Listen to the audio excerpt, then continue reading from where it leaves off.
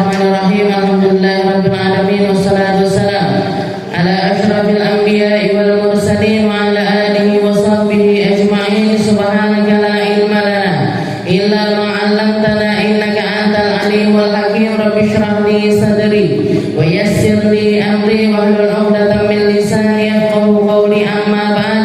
Alhamdulillah ala nikmatil Islam, alhamdulillah ala nikmatil iman wa kafa biha min ni'mah. Alhamdulillah, segala puji bagi Allah Subhanahu wa taala yang memberi kita nikmat Islam iman, yang memberi kita nikmat sehat sempat, memberi kita nikmat untuk selalu dihadirkan di tempat-tempat mulia mengkaji perkara mulia, yaitu firman Allah Subhanahu wa taala, fa khairul kalam kalamullah. Maka sebaik-baik kalimat adalah kalimat-kalimatnya Allah.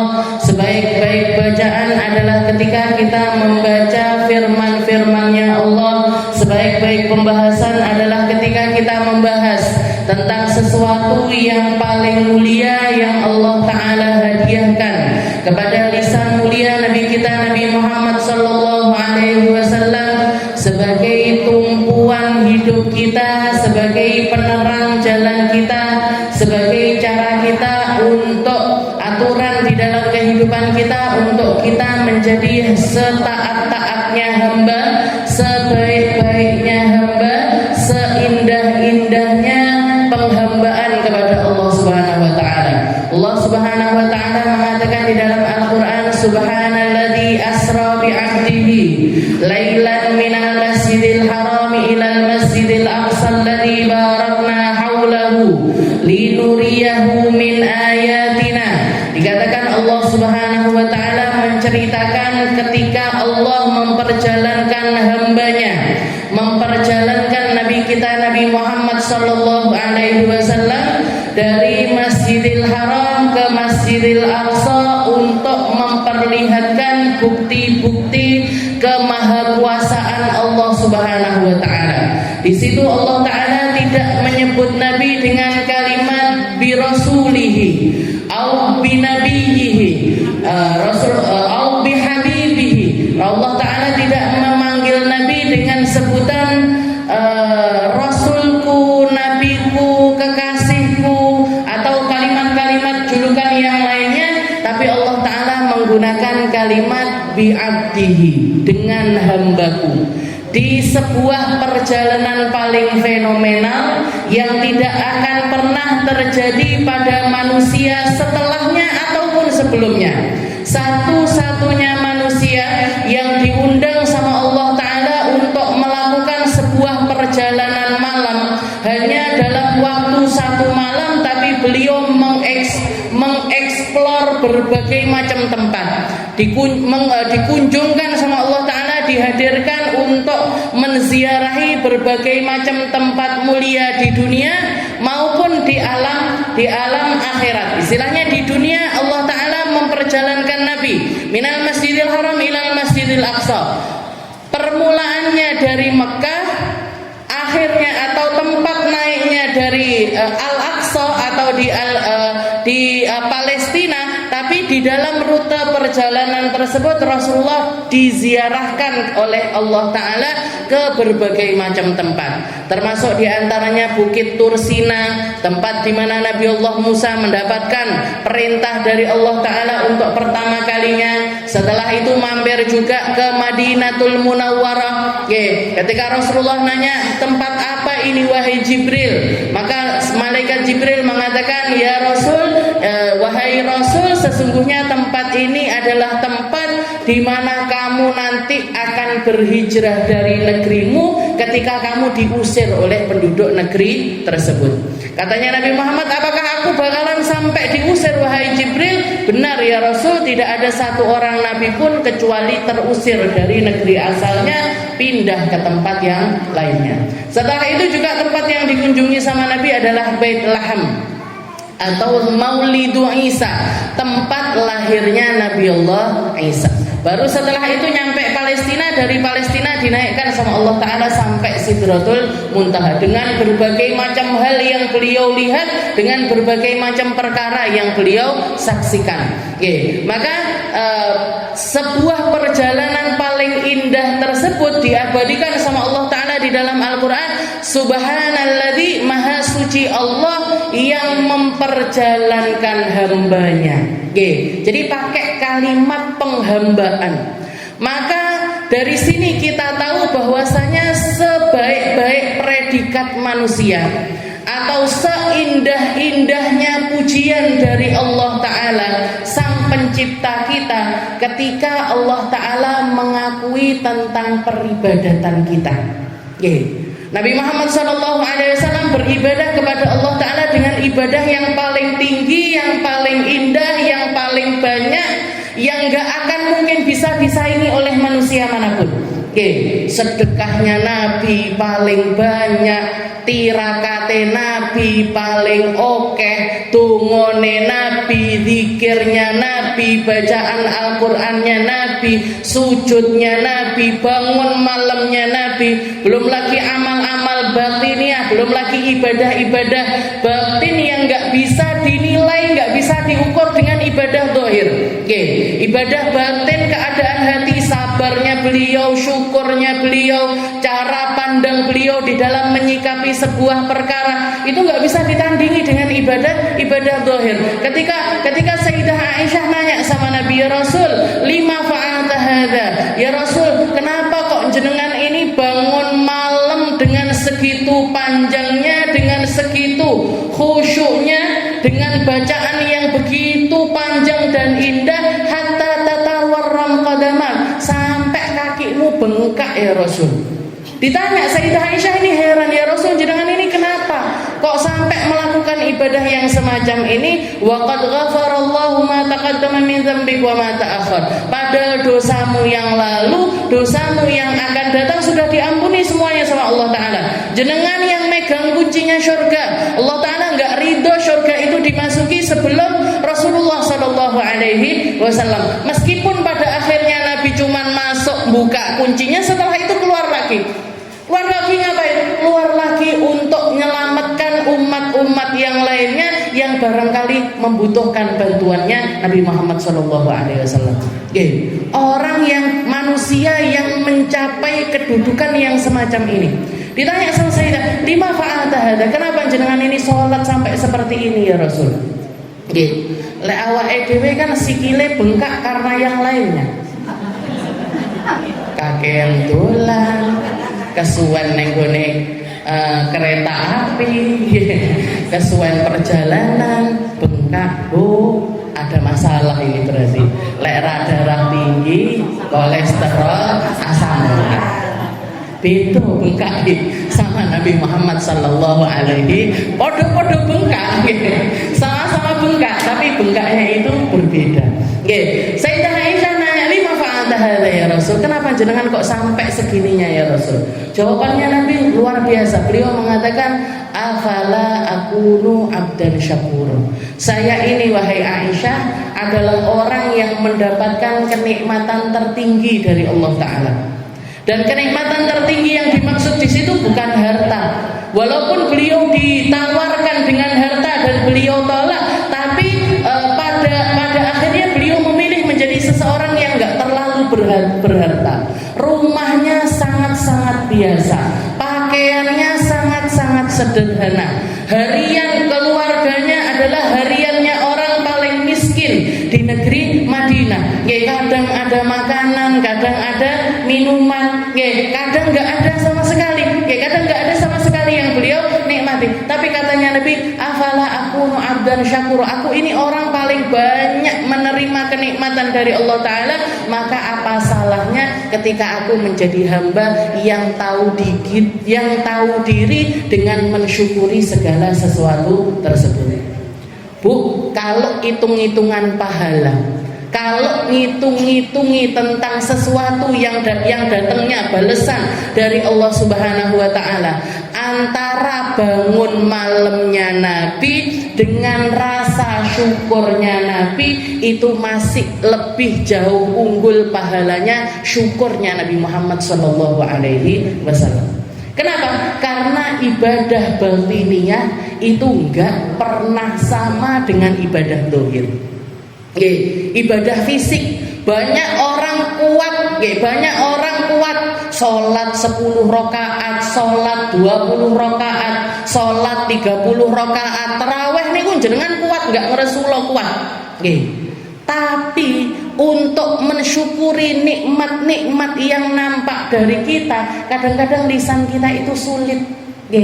Untuk mensyukuri apa yang ada di sekitaran kita, abot atine awake dhewe, Bu. Yang di samping kita, sapa ning samping awake dhewe? Bojone jenengan niku lho. Kalau jenengan dikasih sangu, kira-kira kapan terakhir matur suwun nggih Mas? Terima kasih sepanjang masa, istilahnya sekian tahun kita bersama-sama dan lain sebagainya. Istilahnya nikmat punya anak, nikmat punya suami, nikmat punya keluarga, nikmat sehat, nikmat hembusan dan lain sebagainya. Wa in ta'udzu nikmatallahi la tuhsuha. Katanya Allah Taala, kalau kamu mau ngitung-ngitung nikmatnya Allah Taala, enggak akan mungkin bisa kehitung. Tapi kapan kita mensyukuri itu semuanya? Kapan kita berterima kasih kepada Allah Ta'ala atas segala sesuatu tersebut? Maka ibadah yang sifatnya itu batiniyah, yang sifatnya itu di dalam hati, itu jauh lebih sulit untuk dilakukan ketimbang ibadah-ibadah zahir. Ada banyak orang rajin sholat di masjid, rajin sholat di masjid, tapi nggak bisa peka dengan keadaan orang-orang sekitarnya. Nggak bisa peka sama orang-orang sekitar. Orang jamaahan itu harusnya kenal sama orang, setelah itu merhatikan keadaannya orang, kalau punya harta lebih membantu dan lain sebagainya. Tapi banyak orang nggak bisa peka dengan apa yang ada di sekitaran mereka. Jadi ibadah batin. Ini yang dipuji sama Allah Ta'ala. Subhanalladzi asra bi abdi. Ini loh hambaku sing sak tenane ini.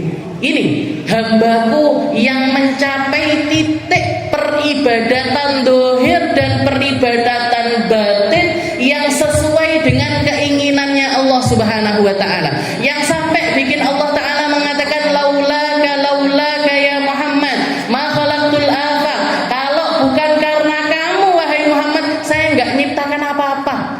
Walal arad walas samawat walal jannah walal nar walal insan. Saya enggak akan menciptakan bumi, langit, surga, neraka, manusia. Enggak akan aku ciptakan semuanya kecuali karena Allah Ta'ala tahu dari bangsa manusia ini akan keluar seseorang manusia yang beribadah sampai ke titik puncaknya dan beribadah sesuai dengan keinginannya Allah Subhanahu wa Ta'ala. Kalau nggak ada manusia yang seperti Nabi, Allah Ta'ala nggak nyiptakan apa-apa, Bu. Maka orang-orang semacam kita, manusia-manusia yang istilahnya pengen ngikuti Nabi, pengen dapat syafaatnya Nabi, pengen diselamatkan sama Nabi, pengen masuk surga bersama Nabi, yang bisa kita lakukan gak ada cara lain kecuali ngikuti jalan hidupnya Nabi Muhammad SAW. Kalau enggak, Bu, gak ada harganya kita. Kalau enggak, Bu, gak selamat kita. Kalau enggak ada faedahnya kita hidup di dunia, mendingan mati. Kalau kita enggak jadi hamba yang beribadah seperti Nabi, walaupun enggak bisa persis seperti sholatnya Nabi. Rasulullah sholatnya 100 rakaat, awake dhewe nule glundung sitok. Lek ndak ngono malah kadang kadang enggak. Kadang iya, kadang enggak. Zikirnya Nabi banyak. Bahkan Sayyidah Aisyah mengatakan karena Nabi sallallahu alaihi wasallam yadhkurullah fi kulli ahyan. Rasulullah itu setiap saat berzikir. Awake dhewe saat-saat zikir. Yo lek majlisan zikiran, diundang azhar zikiran, diundang majelis ini zikiran, kumpul ning kene zikiran. Bar kuwi yo kadang eling, kadang ora. Nyantai Pak ini, nyantai sekali. Jadi istilahnya, tapi ketika kita memasukkan diri kita ngambil posisi istilahnya. Kita ngambil posisi, kita ngambil ancang-ancang untuk selalu berada di belakangnya Nabi Muhammad SAW. La naltafitu shimalan wala yaminan. Kita nggak noleh kanan kiri, nggak gampang nggak gampang larut dengan zaman, nggak gampang terkena dengan apa yang menjadi akarnya manusia. Kekeh kita ada di jalannya Allah Ta'ala. Udan diterjang panggah ngaji. Koncone ngejak ngopi, aku ngaji dhisik pokoke. Lurus pokoknya. Jadi orang berusaha, walaupun nggak bisa sempurna, tapi kita berusaha untuk berada di belakangnya Nabi Muhammad Sallallahu Alaihi Wasallam. Kita lanjutkan pembahasan kita masih di dalam surat Abasa. Ila an qala Allah Ta'ala fi kitabihil aziz. A'udzu billahi minasyaitonir rajim. Bismillahirrahmanirrahim.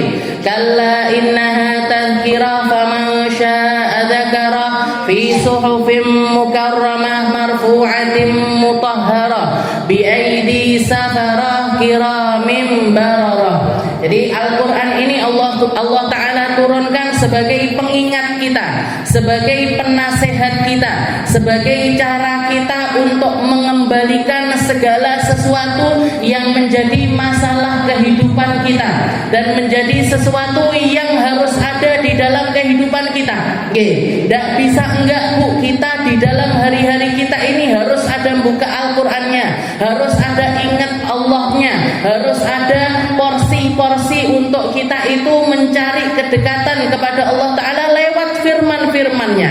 Kalau para ashabun Nabi, para sahabatnya Nabi, mereka rata-rata hatam Al-Quran itu seminggu sekali. Sebagian di antara mereka 3 hari sekali.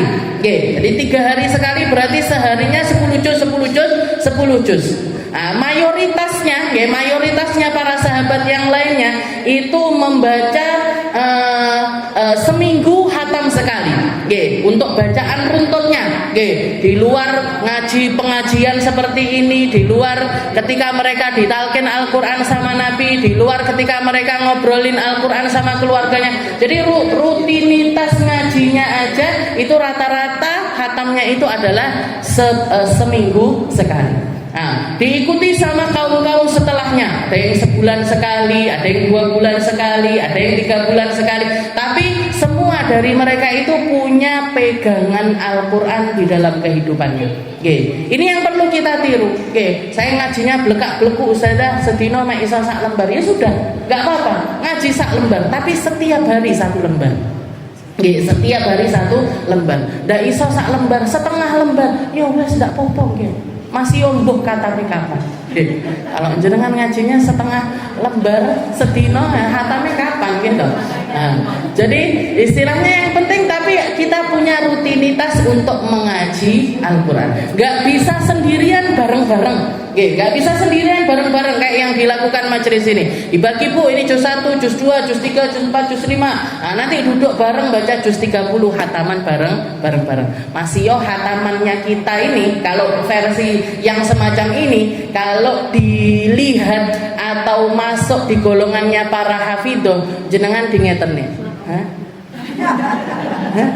Hataman opo mocone neng omah, di sini baru baca juz 30, setelah itu doanya. Tapi kalau menurut saya nggak apa-apa ketimbang enggak sama sekali.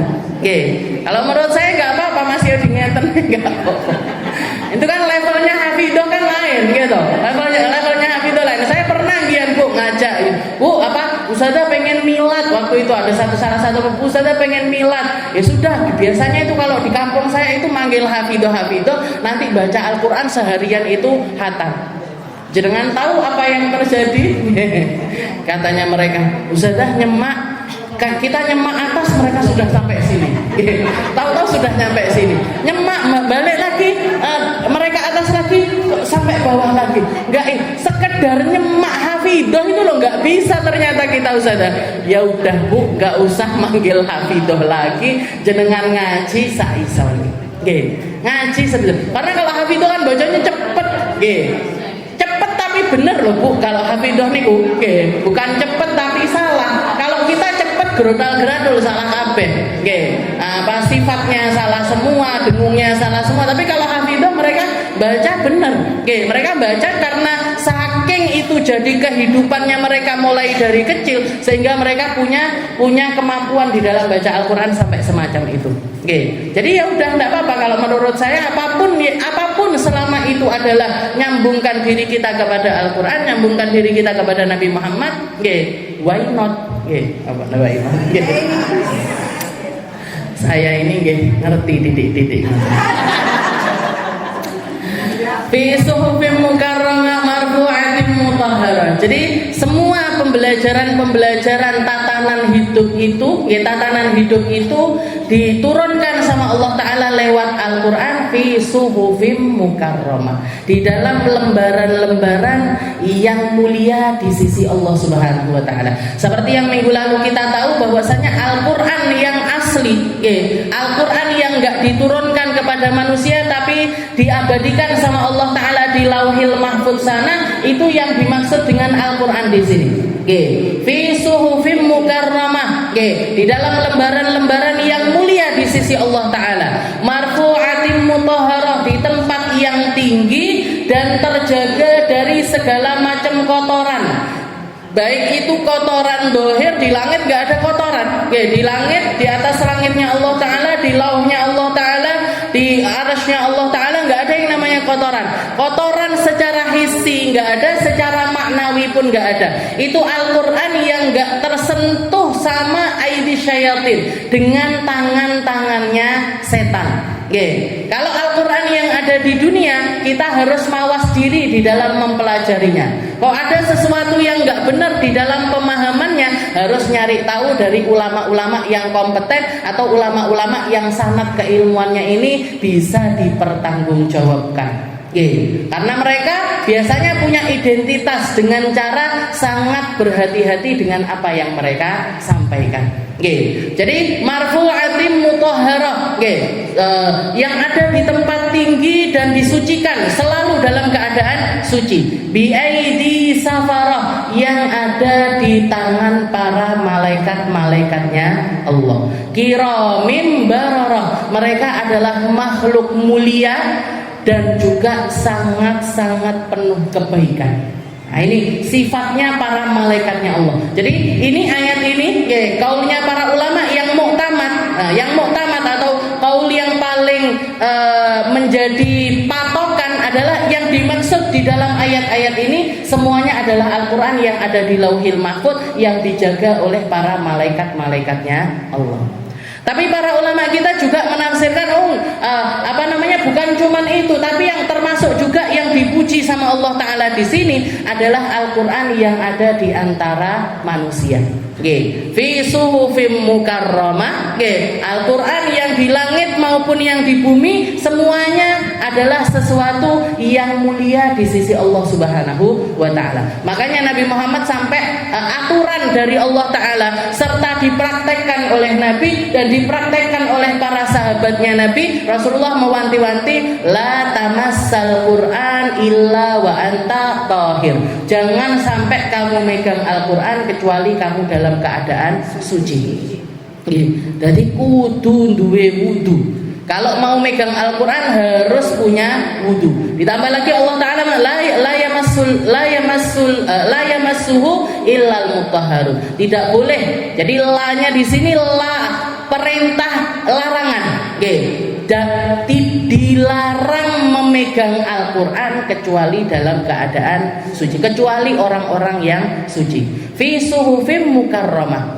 Jadi Al-Quran yang ada di bumi pun itu cara kerjanya itu berbeda dengan kitab-kitab yang lainnya atau tulisan-tulisan yang lainnya. Marfu'atin mutahharah, yang ada di atas, yang tinggi. Kenapa Al-Quran itu tinggi? Karena ditinggikan sama Allah Ta'ala. Maka siapapun yang meninggikan Al-Quran, siapapun yang jaga kehormatannya Al-Quran, siapapun yang memiliki rasa hormat kepada Al-Quran, itu adalah bentuk ketakwaan dari seorang hamba. Dan gak sedikit manusia yang diangkat derajatnya sama Allah Ta'ala berkahnya Al-Quran. Seperti mungkin saya pernah cerita kisahnya Bishr Al-Hafi, seorang laki-laki yang jadi walinya Allah Ta'ala berkat penghormatannya kepada Al-Quran. Dikatakan Bishr ini dulunya sebelum dijuluki Al-Hafi, Bishr ini orang kaya raya, sukanya mabuk-mabuk, sukanya maksiat, sukanya melakukan keburukan-keburukan. Dikatakan pernah dia ketika mau pulang ke rumahnya, ngelihat masih belum tobat ini, masih dalam keadaan berlumuran dosa istilahnya. Dia melihat di tengah jalan itu ada tulisan, diangkat sama dia. Ternyata tulisannya Bismillahirrahmanirrahim. Maka tulisan itu dibawa sama si Bishirin tadi, dibawa pulang, dicuci, dikasih minyak wangi, ditaruh di atas lemari. Dibawa pulang, dicuci, dibersihkan. Setelah itu dikasih wangi-wangian. Setelah itu ditaruh di atas lemari. Dikatakan malamnya dia mimpi. Ada suara yang mengatakan, ya Bishr, tahharakallahu kama tahhara ismi. Wahai Bishr, aku bersihkan dirimu sebagaimana kamu membersihkan namaku. Wa tayyabtuka kama tayyabta ismi. Dan aku akan mengharumkan namamu sebagaimana kamu telah mengharumkan namaku. Dikiranya dia cuma mimpi biasa saja. Ternyata itu adalah titik balik sebabnya hidayah turun kepada dirinya dan menjadi sebab dia menjadi hamba yang mulia di sisi Allah Ta'ala. Taubat langsung berubah jadi seorang ahli ibadah yang luar biasa di dalam ibadahnya, yang bahkan dikatakan beliau hidup di sezaman sama Imam Malik. Dikatakan Imam Malik ini kalau sumpek-sumpek perginya ke tempatnya Bishr Al-Hafi. Ditanya sama orang-orang, semua orang tahu Imam Malik keilmuannya jauh lebih tinggi dibandingkan Bishr. Wong setas tobat ini. Orang tobatan, orang yang belajar agamanya itu biasa-biasa saja. Tapi dengan pertaubatannya dan keseriusannya di dalam pertaubatannya, dia diangkat derajatnya sama Allah. Dikatakan ketika orang-orang mencela, wahai Imam Malik, ngapain jenengan itu dadak mampir gone wong koyok ngono? Ngapain kok harus mampir ke tempatnya orang yang seperti itu?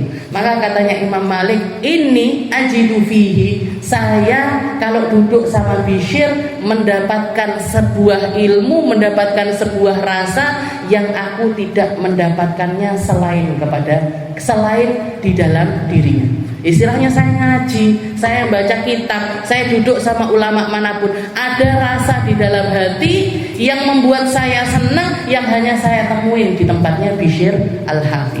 Apa itu? Kekhusyuan yang luar biasa dan juga pandangan indahnya kepada Allah Subhanahu wa Ta'ala. Itu yang bikin Imam Malik sangat tertarik sama Bishr Al-Hafi. Marfu'atin mutahharah bi aidi safarah, yang ada di tangan para malaikat-malaikat yang namanya malaikat safarah. Jadi penjaga Al-Qur'an. Jadi Al-Qur'an itu di Lauhil Mahfuz ada. Allah Ta'ala juga menurunkan Al-Qur'an yang di Lauhil Mahfuz ini diturunkan ila sama'id dunya, di langit yang paling dekat sama bumi. Di langit yang paling dekat sama bumi. Jadi Allah Ta'ala menurunkan Al-Quran yang ada di Lauhil Mahfuz ke langit bumi itu juga di malam Lailatul Qadar.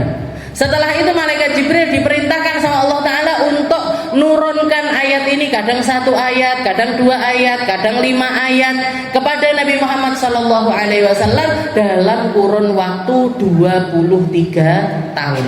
Dicicil yang dari Lauhil Mahfuz ke Sama'id Dunya, di langit dunia itu dalam satu waktu, duf'ah wahidah, sekali turun. Tapi yang dari Sama'id Dunya kepada Nabi Muhammad SAW itu diturunkan secara berlahan, dan itu pun awalnya adalah terjadi di malam Lailatul Qadar. Jadi kalimat atau ayat Iqra bismi rabbikal ladzi khalaq, khalaqal insana min 'alaq sampai 5 ayat.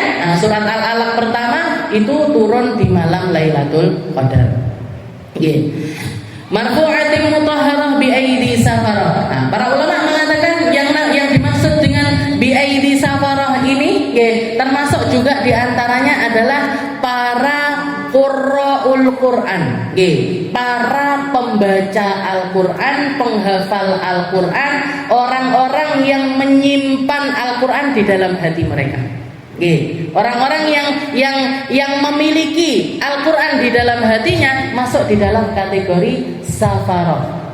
Bi aidi safarah, di tangan para safarah.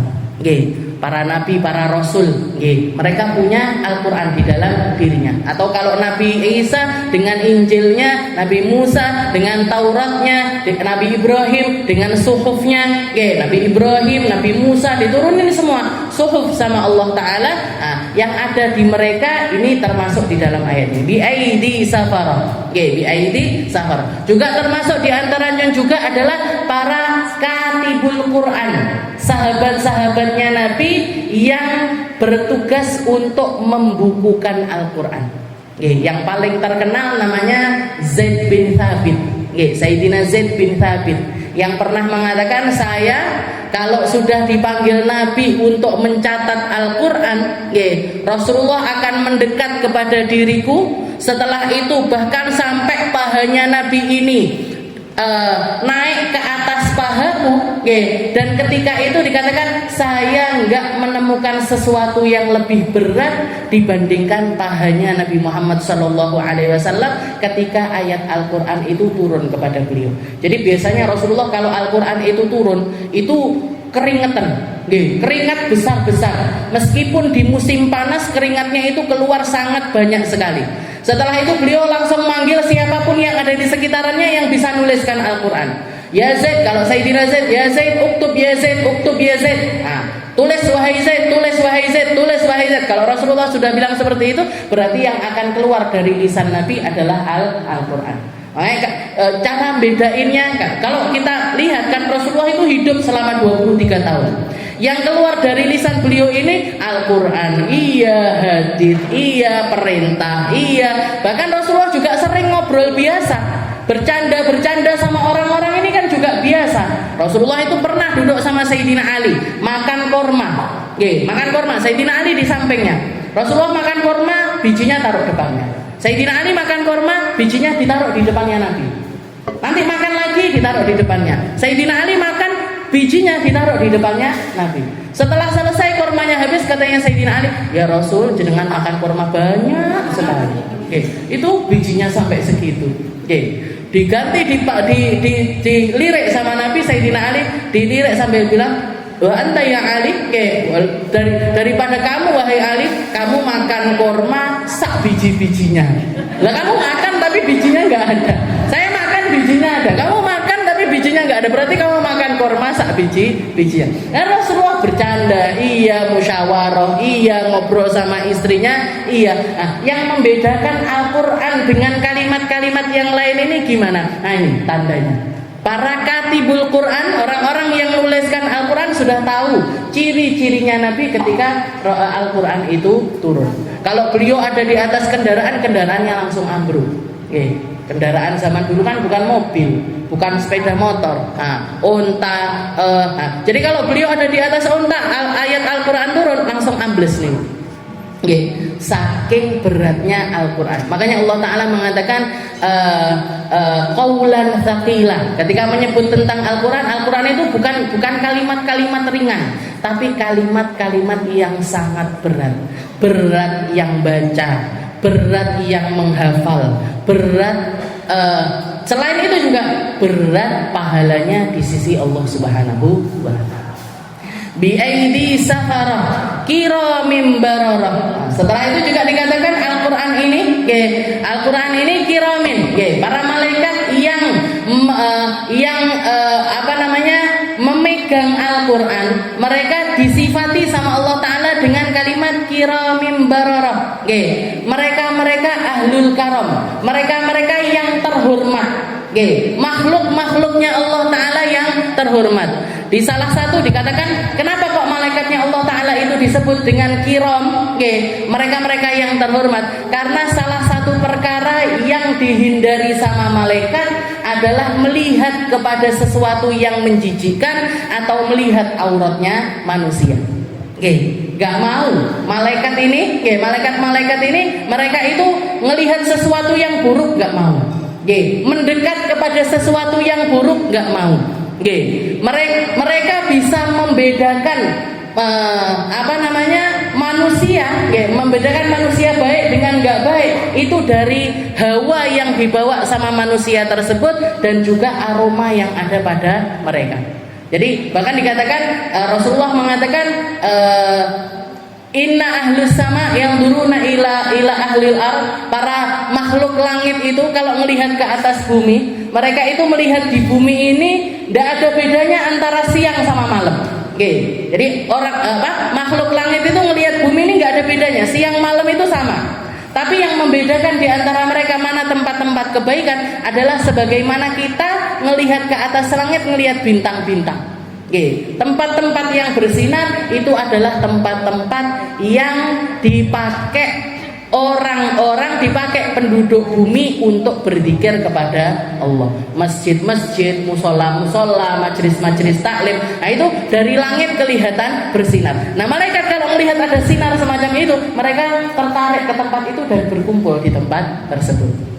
Makanya salah satu hal yang dikatakan sama Nabi, orang-orang yang belajar ilmu, Allah, malaikat-malaikatnya Allah Ta'ala itu huffaz alaihimul malaika. Malaikatnya Allah Ta'ala itu membentangkan sayap mereka ridwan bima yatlub. Saking senangnya dengan apa yang dilakukan oleh manusia tersebut. Kiramin, zawu karamah indallah. Jadi mereka menghindari sesuatu yang buruk, gak mau melihat auratnya manusia, nggak mau ngelihat yang buruk-buruk, nggak mau deket-deket sama sesuatu yang buruk. Nah, manusia kalau mau dapat karomah, mau dapat kehormatan, itu juga sesuatu yang harusnya mereka usahakan adalah melihat segala sesuatu yang baik, menghindari semua pandangan buruk. Kalau jenengan lihat 4 orang sahabatnya Nabi yang paling mulia, Sayyidina Abu Bakar, Umar, Utsman, Ali. Sayyidina Abu Bakar, Umar, Utsman, Ali, ini mereka kalau kita nyebut Abu Bakar radhiyallahu anhu, Umar radhiyallahu anhu, Utsman radhiyallahu anhu, yang beda sendiri Sayyidina Ali. Kalau kita nyebutkan Sayyidina Ali, dikatakan para ulama mengajarkan panggil beliau dengan kalimat karramallahu wajhah. Karramallahu wajhah. Allah Ta'ala menghormati wajahnya Sayyidina Ali. Kenapa? Apa yang membedakan antara Sayyidina Ali dengan sahabat yang lainnya? Ada banyak pendapat, tapi yang paling masyhur mengatakan kalau Sayyidina Ali ini adalah orang yang wajahnya sama sekali nggak pernah melihat auratnya manusia, bahkan auratnya sendiri pun nggak pernah. Kita ngelihat aurat kita sendiri itu pun, kalau nggak ada keperluan, hukumnya juga nggak boleh. Makruh, makruh delok weke dhewe niku makruh. Iseng-iseng tak delok ae. Kalau punyanya sendiri, kalaupun nggak haram, kalaupun nggak haram itu hukumnya adalah makruh. Ngelihat auratnya orang hukumnya haram. Apalagi ngelihat sauatu, kemaluan intinya mereka, depan sama belakang itu nggak boleh hukumnya untuk dilihat.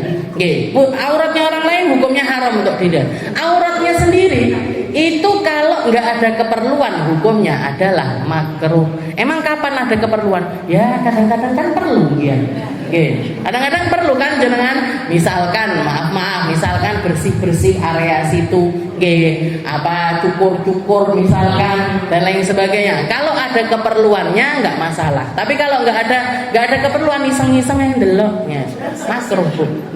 Dan hilang kehormatan dari wajah kita, itu hilang ketika kita melakukan hal tersebut. Sayyidina Ali ini bisa seperti ini. Beliau bisa menjadi orang yang seperti itu karena beliau tumbuh dewasa sudah bersama-sama dengan Nabi Muhammad SAW. Sebelum balik sudah di rumahnya Nabi. Sebelum balik sudah beriman sama Nabi. Sebelum balik sudah dapat Al-Quran. Sebelum balik sudah dapat pembelajaran dari manusia paling mulia, Nabi Muhammad beserta istrinya yaitu Sayyidah Khadijatul Kubra. Maka beliau tahu persis bahwasanya melakukan hal yang semacam itu ngerusak kehormatan wajahnya. Ngerusak kehormatan wajah orang tersebut, ngerusak nilainya dia, kehormatan dia di sisi manusia, di sisi malaikat, di sisi Allah Ta'ala. Makanya dikatakan sampai karena saking gak pernah seumur hidupnya gak pernah memandang kemaluannya sendiri, beliau dapat predikat karramallahu wajah. Allah Ta'ala memuliakan wajah beliau. Kiramin barara, kiramin barara. Nah ini kalau malaikat sudah pasti, malaikat mulia semuanya dan mereka orang-orang yang selalu melakukan kebaikan, bahkan nggak pernah berpaling dari kebaikan tersebut.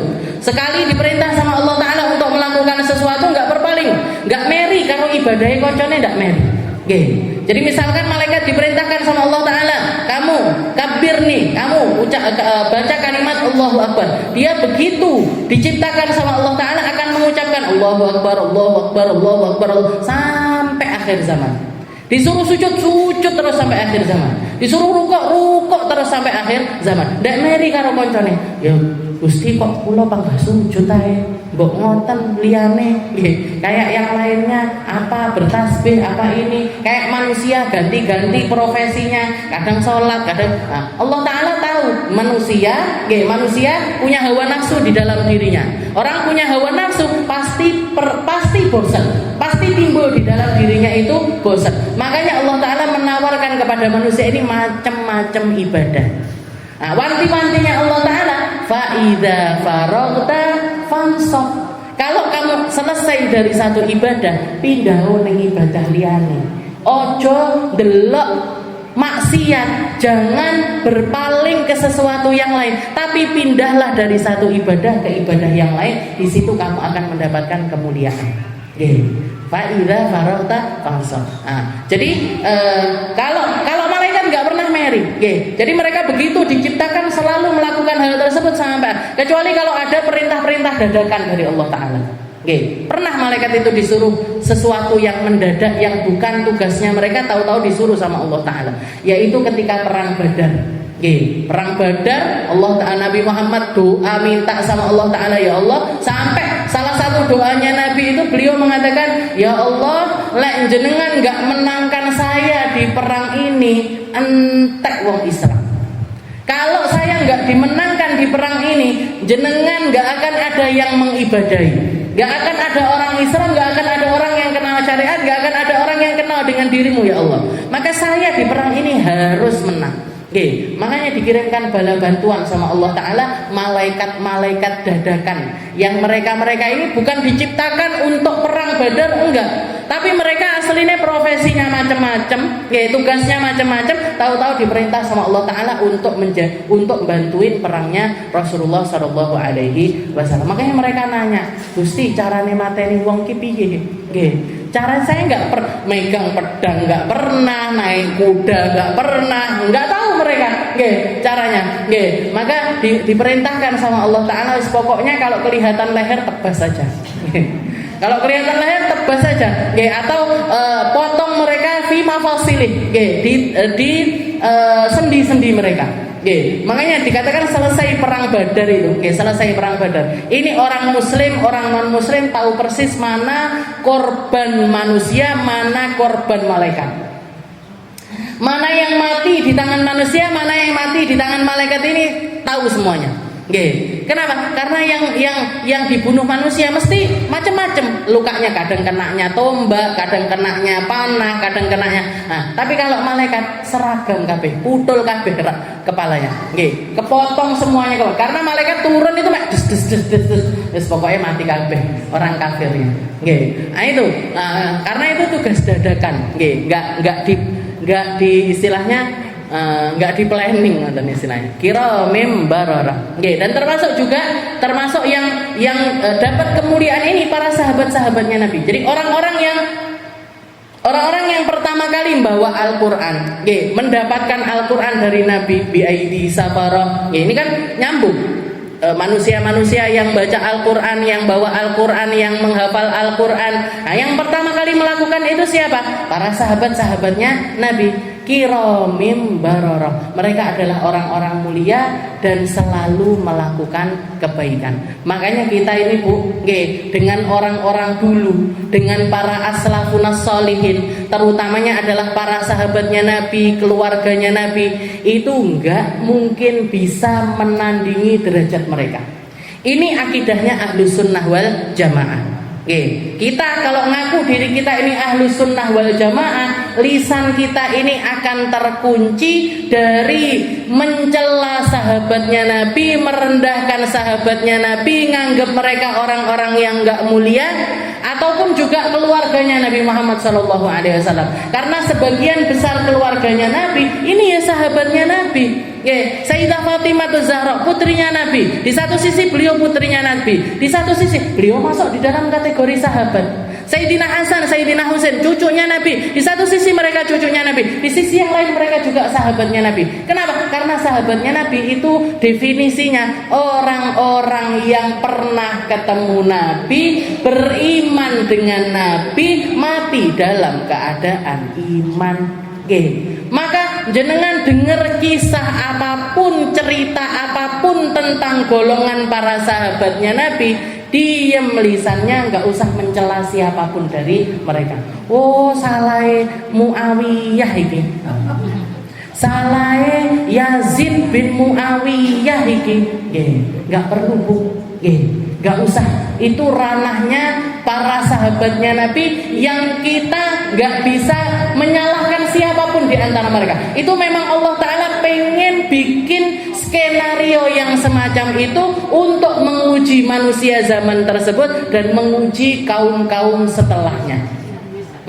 Memuji kaum-kaum setelahnya. Jangan kalau pengen belajar dari salah satu cucunya Nabi yang paling bisa merasakan penderitaan yang dialami sama keluarganya Rasulullah SAW, Sayyidina Ali Zainal Abidin. Sayyidina Ali Zainal Abidin itu anaknya Sayyidina Husain yang terbunuh di perang Karbala, dipotong kepalanya, diarak kepalanya.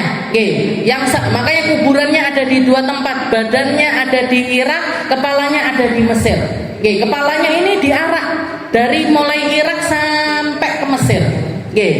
Dan Sayyidina Ali waktu itu masih kecil, ngelihat keadaan tersebut, menyaksikan seluruh keluarganya terbantai, bapaknya, semua orang dibantai. Yang selamat cuman beliau aja waktu itu. Yang selamat dari keluarganya Nabi itu cuman Sayyidina Ali Zainal Abidin. Tapi dikatakan bertahun-tahun setelah itu, beliau didatangi satu orang, pamit untuk bertamu, bahkan minta nginep di rumahnya Sayyidina Ali 3 hari. Minta nginep di rumahnya Sayyidina Ali 3 hari. Dijamu sama Sayyidina Ali, dikasih makan sarapan, makan siang, makan malam, dikasih tempat istirahat, dikasih kasur, bantal dan lain sebagainya. Kamar mandi, disediakan segala fasilitas. Setelah selesai 3 hari dia nginep, sudah naik di atas kudanya, sudah naik di atas kendaraannya dia. Laki-laki tersebut nanya, Wahai Ali Zainal Abidin, ama ta'rifuni?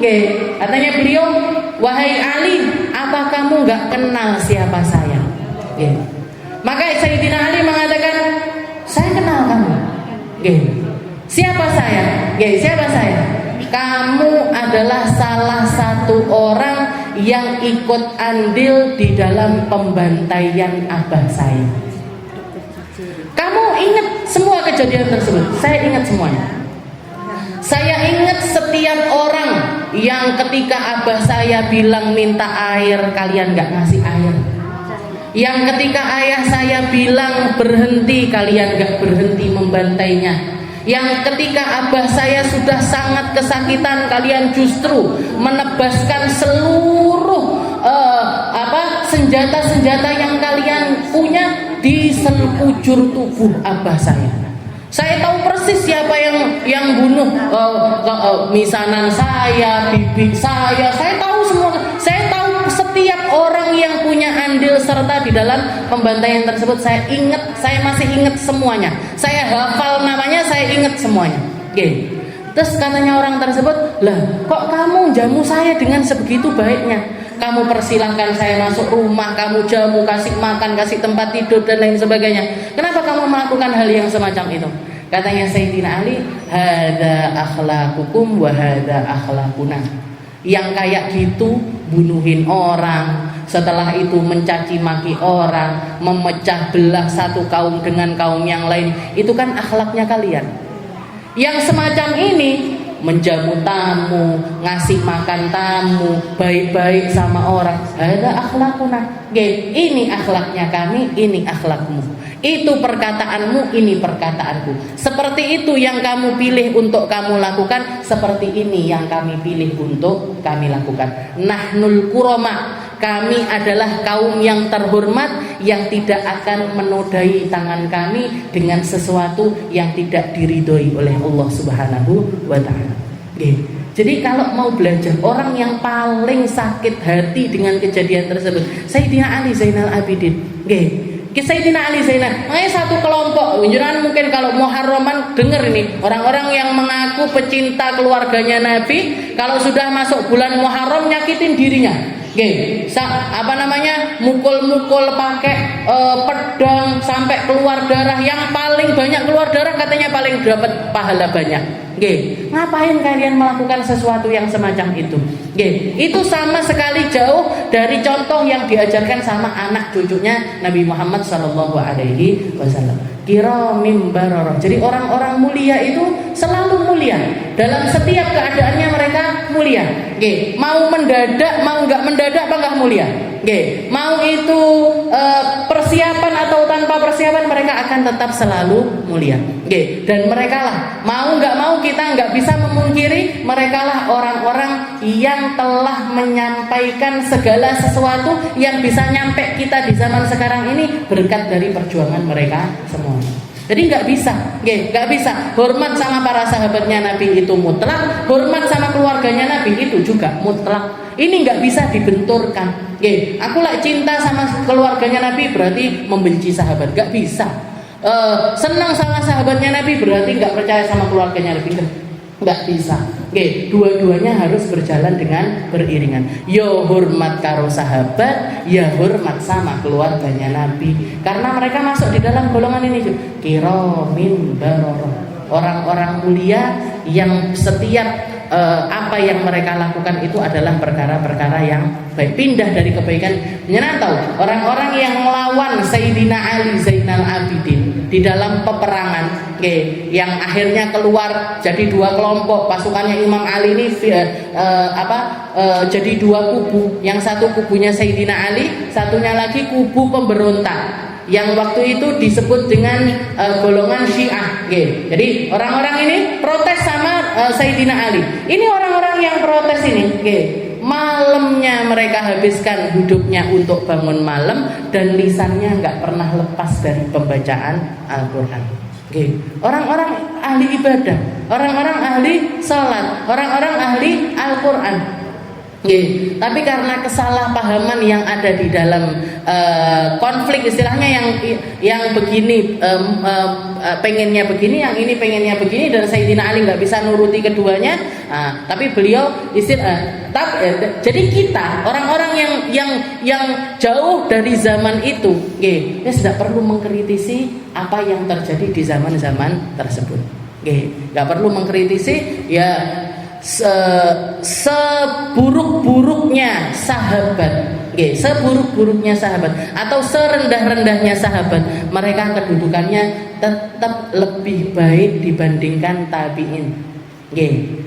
Tetap lebih baik dibandingkan zaman setelahnya Nabi, zamannya tabi'in.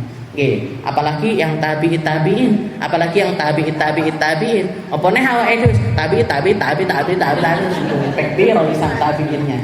Wallahu a'lam bishawab. Insyaallah kita lanjutkan di pertemuan selanjutnya. Qutilal insanu ma